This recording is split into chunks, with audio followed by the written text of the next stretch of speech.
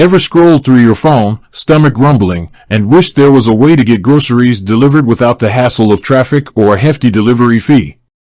Enter Flink, the grocery delivery app promising ultra-fast speeds and convenience at your fingertips. But with so many options in the on-demand delivery world, how exactly does Flink keep the lights on? Unlike traditional grocery stores with their sprawling aisles and high rents, Flink operates through a network of strategically placed micro-fulfillment centers. Think of them as mini warehouses stocked with your favorite everyday essentials. This streamlined approach allows Flink to zip your groceries to your door in record time, a stark contrast to the overflowing carts and checkout lines you might encounter at the supermarket.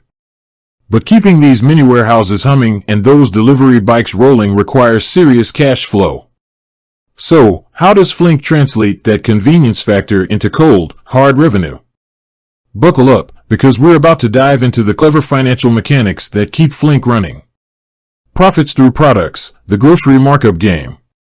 The bread and butter of Flink's business model lies in a strategy familiar to most retailers, the product markup.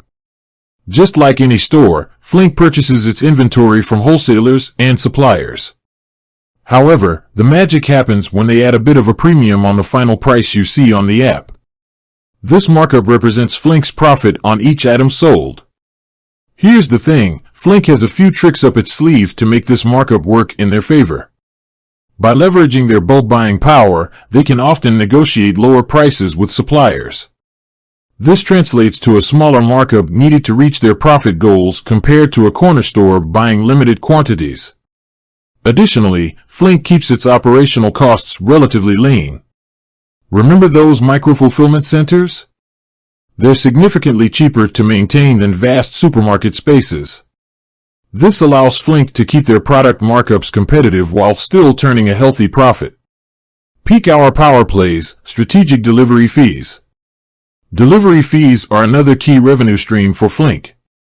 But unlike some services that charge a flat rate, Flink employs a dynamic pricing strategy. This means that delivery fees can fluctuate depending on factors like your location and the time of day you place your order. Think about it, evenings and weekends are prime times for grocery deliveries. By charging slightly higher fees during these peak hours, Flink incentivizes orders during slower periods and optimizes their delivery network. It's a win-win. You get your groceries faster when demand is low, and Flink maximizes their efficiency during peak times. The allure of advertising, a subtle moneymaker. Now, you might not realize it, but Flink might be showing you targeted ads within the app. Yes, just like many other platforms, Flink can generate revenue by displaying advertisements from brands and retailers.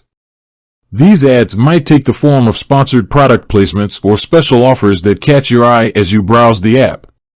While this advertising revenue might not be Flink's biggest earner, it adds another layer to their financial strategy. After all, every bit counts, especially in the competitive world of on-demand delivery. Building a sustainable future, balancing convenience and profit. Flink's business model is all about striking a balance. They offer the convenience of rapid grocery delivery at competitive prices, all while ensuring their own financial well-being. This delicate dance requires a combination of smart product markups, dynamic delivery fees, and a sprinkle of advertising revenue. By constantly optimizing their operations and leveraging technology, Flink strives to create a win-win situation for both themselves and their customers. So, the next time you fire up the Flink app and marvel at the lightning-fast delivery, remember the financial engine that keeps it all running smoothly. With that said, thanks for watching, and until next time.